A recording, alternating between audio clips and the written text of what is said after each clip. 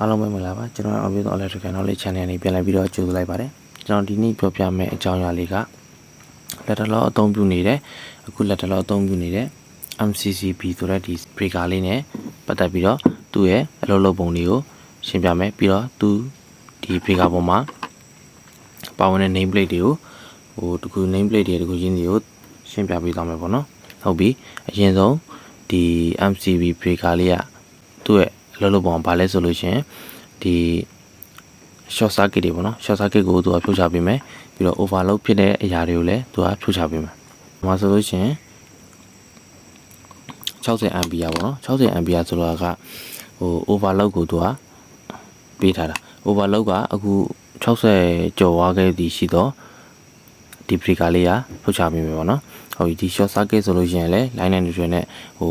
short တစ်ခုဖြစ်တယ်ဆိုလို့ရှိရင်ဒီ breaker လေးကဖြုတ်ချပေးမယ်ဟုတ်ပြီနော်ဒါကသူ့ရဲ့အလုပ်လုပ်ပုံလေးပေါ့နော်ဒီကောင်လေးက short ဖြစ်ရင်ဘယ်လိုမျိုးပြုတ်ပြီးတော့ဘယ်လိုမျိုးပြန်သုံးလို့ရမလဲပေါ့နော်ဟုတ်ပြီသူပေးထားတာကဒီမှာဆိုလို့ရှိရင် push to thread တဲ့ဟုတ်ပြီနော်ဒီကောင်လေးကို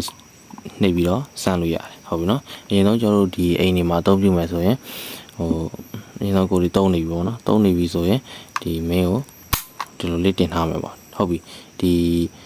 error တခုပေါ်လာပြီ short circuit တခုပဲဖြစ်ဖြစ် overload တခုပဲဖြစ်ပေါ်လာပြီဆိုရင်ကျွန်တော်ဒီလိုပုံစံလေးပေါ့နော်အဲ့လိုပုံစံလေးဖြစ်သွားမယ်ဟုတ်ပြီနော်အဲ့လိုပုံစံလေးဖြစ်သွားမယ်ဒီလိုပုံစံဖြစ်သွားလို့ရှိရင်သူကသွားပြီးတော့ဒီလိုမျိုးပြန်ပြီးတော့ on လို့မရဘူးတင်လို့မရဘူးတွေ့လားတင်လို့မရဘူးအဲ့လိုတင်လို့မရဘူးဒါဆိုဘယ်လိုပြန်ပြီးတော့တင်ရမလဲပေါ့ဘယ်လိုပြန်တင်ရမလဲဆိုတော့အရင်ဆုံးကျွန်တော်တို့ဒီခုနဖြစ်တဲ့ error လေးကိုပေါ့နော် error လေးပြန်ရှာပြီးတော့ပြုပြင်ပြီးသွားပြီပေါ့ပြန်ပြီးတော့ main တင်မယ်ဆိုလို့ရင်ဒါလေးအောက်ကိုပြန်ချအောက်ကိုတစ်ချက်ပြန်ချပြီးတော့မှဒီလိုလေးပြန်တင်ရမှာပေါ့နော်ဟုတ်ပြီနော်ဒါကဒီ push to thread ဆိုတဲ့ဒီ test လေးနဲ့နှိပ်ပြီးတော့ဆန်းလို့ရတယ်ပေါ့နော်ဒါဆိုလို့ရင်ဒီလိုမျိုးပေါ့ဟုတ်ပြီနော်ဒါဆိုလို့ရင်သူ့ရဲ့လောလောပုံလေးကိုလည်းနားလည်မလို့တင်တယ်နောက်ပြီးဒါကampere ဘယ်လောက်ဆိုလို့ရှိရင်60 ampere ဟုတ်ပြီနော်ဒါလေးကဒီ breaker လေးကသူခံနိုင်တဲ့ ampere ကအများဆုံး60 ampere အထိပဲခံနိုင်တယ်ဟုတ်ပြီနော်နောက်တစ်ခုဒီပုံမှာရှိတဲ့ဒီ name plate လေးတွေကိုရှင်းပြပေးမယ်ဟုတ်ပြီပထမဆုံး UI ကဘာလဲဆိုလို့ရင် UI 690 volt UI 690 volt ဆိုတော့ UI ကဒီ rated insulation voltage ကိုပြောတာ rated insulation voltage ဆိုတာကဒီ breaker ရဲ့ခံနိုင်တဲ့ voltage ကိုပြောတာပေါ့နော် insulation ဆိုတာကဒီခံနိုင်တာပေါ့ခံနိုင်တဲ့ voltage ကိုပြောတာသူက690 volt လို့ပြောထားတယ်690 volt ဆိုတာကဒီ breaker ကတဲ့690 volt တက်ကျော်ပြီးတော့သုံးမယ်ဆိုလို့ရှိရင်ပျက်စီးမယ်မီးလောင်မယ်ပေါ့နော်သူ့တက်ကျော်ပြီးတော့သုံးလို့မရဘူးဆိုတာကိုဒီမှာသူကပြောထားတာပေါ့နော် UI 690 volt လို့ပြောထားတာဟုတ်ပြီနော်နောက်တစ်ခုက UIMP ဆိုတာကဒီ impulse voltage ကိုပြောတာပေါ့နော် impulse voltage ကိုပြောထားတာ impulse voltage ကဘာလဲပေါ့ရုပ်တရက်မြင့်တက်လာတဲ့ volt ကိုဆိုလိုတာပေါ့နော်ရုပ်တရက်မြင့်တက်လာတဲ့ volt ကိုသူကပြောတာဒီ6 kV လို့ပြောထားတယ်6000 volt ပြောတာပေါ့နော်အကြီးအတန်းဘောဘယ်လောက်လဲဆိုတော့1000ပေါ့နော်1000ရှိတယ်အဲ့ဆိုလို့ရှင်6000 volt ဆိုတော့သူကဘယ်လိုအခြေအနေမှာဖြစ်ပေါ်လဲဆိုတော့ကျွန်တော်ဒီမှာ line နဲ့ neutral နဲ့ဝင်ထားမယ်ပေါ့နော် line နဲ့ neutral ဝင်ထားပြီးတော့ရုပ်တရက်ဥကြိုသုံးထားတဲ့ကြိုးတွေကိုမိုးကြိုးပစ်လိုက်လို့ဒီဘို့ရုပ်တရက်စောင့်တက်သွားတယ်ပေါ့နော်စောင့်တက်သွားပြီးတော့6000 volt နဲ့မြင့်တက်သွားပြီဆိုရင်ဒီ breaker ကသုံးလို့ရမှာမဟုတ်တော့ဘူးပျက်စီးသွားမယ်ဆိုတဲ့သဘောကိုဒါလေးနဲ့ပြောပြထားတာပေါ့နော်ဟုတ်ပြီနောက်တစ်ခုကဒီမှာ UE ဆိုတာကဘာလဲ rated voltage ဆိုတာကလက်တွေ့အခုဒီမှာလက်တွေ့အကြအသုံးပြုလို့ရတယ် voltage ကိုပြောတာဟုတ်ပြီနော်လက်တွေ့အသုံးပြုလို့ရတဲ့ voltage တွေဆိုတော့ AC မှာဆိုရင်ဒီမှာက600 volt ဟုတ်ပြီနော်သူအများဆုံးအသုံးပြုလို့ရတာက690 volt အများဆုံးသူအသုံးပြုလို့ဒါက690 volt ကိုဒီခံနိုင်တယ်လို့ပြောတယ်ပေါ့နော်ဒါပေမဲ့အများဆုံးသုံးလို့ရတာကလက်တွေ့သုံးပြုလို့ရတာ6 volt ပဲသုံးလို့ရတယ်လို့ပြောတယ်ဟုတ်ပြီနောက်တစ်ခုက AC ပဲ480မြင်းဆောင်900 volt ဟုတ်ပြီနော်နောက်တစ်ခုက415မြင်းဆောင် 460 volt နောက်တစ်ခုက380 volt ဟုတ်ပြီနော်နောက်တစ်ခုက220ညင်တော့240 volt ဟုတ်ပြီနော်နောက်ဒီအောက်ကကျတော့ DC ရဲ့ DC မှာဆိုရင်250 volt နောက်တစ်ခုက125 volt ဟုတ်ပြီနော်ဒါက UE ဆိုတာကလက်တွေအသုံးပြုလို့ရတဲ့ volt တွေကိုပြောတာပေါ့နော်6 volt မှာလည်းသုံးလို့ရတယ်ပေါ့နော်ဟုတ်ပြီ ICU ဆိုတာကဘာလဲတဲ့ ICU ဆိုတာကဒီ breaking capacity ကိုပြောတာပေါ့နော် breaking capacity ဆိုတာဘာကိုပြောရလဲဆိုတော့ဒီသတ်မှတ်ထားတဲ့ဒီမှာပေါ့နော်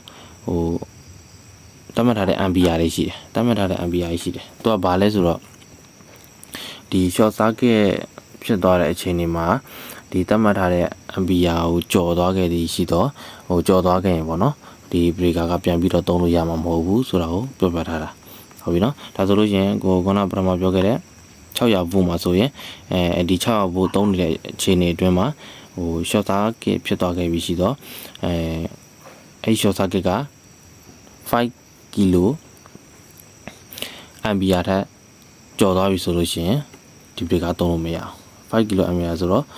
9000 ampere ကိုပြောတာပေါ့နော်ဟုတ်ပြီနောက်တစ်ခုက480 900အဲ့မှာဆိုလို့ရှိရင် 7.5 kilo ampere 9500ပေါ့နော်9500 ampere တက်ကျော်သွားလို့ရှိရင်မရဘူးတဲ့သုံးလို့ပြန်မရတော့ဘူးဒီမှာဆိုလို့ရှိရင်လည်းအဲ့လိုပဲ415 460မှာဆိုရင်10 kilo ampere ဟုတ်ပြီနော်ဒါဆိုလို့ရှိရင်380 volt 14 kilo ampere 220 240အဲ့မှာဆိုလို့ရှိရင်25 kilo ampere ပေါ့နော်ဟို DC မှာဆိုလို့ရှိရင်လည်းအဲ့လိုပဲ250 volt မှာဆိုရင်5 kilo ampere ပေါ့9000 ampere 125မှာဆိုရင်10 kilo ampere ပေါ့ဟုတ်ပြီနော်ပထမတစ်ချက်ကဘာလဲဆိုရင် UI ကrated insulation voltage ကိုပြောတာဟုတ်ပြီနော် UIMP ကကြတော့ inverse voltage ကိုပြောတာဟုတ်ပြီနော် inverse voltage ကဘာလဲဆိုတော့ဒီရုပ်တရက်မြင့်တက်လာတဲ့ voltage ကိုvoltage ကခန္ဓာကြောင်းပြောတာပေါ့နော်ဒီခုနက UI ကကြတော့rated insulation voltage rated insulation voltage ဆိုဒီ figure တစ်ခုလုံးရဲ့ခံနိုင်တဲ့ voltage ပေါ့နော်အဲ့ဒါကြောင့်လို့ရှိရင်တော့ဒီဟာကြီးကခံနိုင်မှာမဟုတ်မီးလောင်မယ်ဆိုတဲ့သဘောကိုပြောထားတာပေါ့နော်နောက်ပြီးတော့လည်း UE ကကြတော့ rated voltage ကိုပြောတာလက်တွေ့အသုံးပြုလို့ရမယ် voltage ကိုပြောတာဒီ breaker မှာဆိုလို့ရှိရင်သုံးလို့ရမယ် voltage ကိုပြောတာဟုတ်ပြီနော်နောက်ထပ် ICU ဆိုတာက breaking capacity ကိုပြောတာဟုတ်ပြီနော် breaking capacity ဆိုတာကသတ်မှတ်ထားတဲ့ ampere နဲ့ကျော်သွားလို့ရှိရင်သုံးလို့မရဘူးပေါ့ဟုတ်ပြီနောက်တစ်ခုကကြတော့ဗာလဲICS equal 15% ICU အဲ့ဒါက90%တော့ ICU တဲ့အဲ့ဒါကဘာကိုပြောရလဲဆိုရင် ICS ဆိုတာကshort circuit withstand capacity ကိုပြောတာဟုတ်ပြီနော် short circuit withstand capacity ဆိုတာကသူ့ရဲ့လျှက်စစ်ဒီ short circuit ကိုခံနိုင်စွမ်းပေါ့နော်ခံနိုင်ရှိရဆိုပြောရတာဟုတ်ပြီဒီ short တစ်ခုဖြစ်လို့ပေါ့နော် ICU short တွေပါတစ်ခုဖြစ်လို့ ICU အဆင့်မှာဆိုလို့ရှိရင်တော့ဒီ breaker ရပြန်သုံးလို့မရဘူးဒီပုံစံလေးကဘာကိုပြောထားလဲဆိုရင် short တစ်ခုဖြစ်လို့ ICU အဆင့်မှာဆိုလို့ရှိရင်ဒီ breaker ပြန်သုံးလို့ရမှာမဟုတ်ဘူး ICS အဆင့်မှာဆိုလို့ရှိရင်တော့ပြန်ပြီးတော့သုံးလို့ရမယ်ဆိုတာကိုပြောပြထားတာဟုတ်ပြီနော်နားလည်မယ်လို့ထင်ပါတယ်ဟုတ်ပြီနောက်အောက်ဆုံးတစ်ခုက50 60 Hz ဒါ50 60 Hz သူ့ frequency ကိုပြောပြထားတာပေါ့နော်ဟုတ်ပြီ40 degree Celsius ရဲ့တဲ့40 degree Celsius ဒါကသူ့ရဲ့ခံနိုင်တဲ့အပူချိန်နှုန်းကိုပြောပြထားတာပေါ့နော်ဟုတ်ပြီကျွန်တော်ပြောပြတာလေးကိုနားလည်မယ်လို့ထင်ပါတယ်ကျေးဇူးတင်ပါတယ်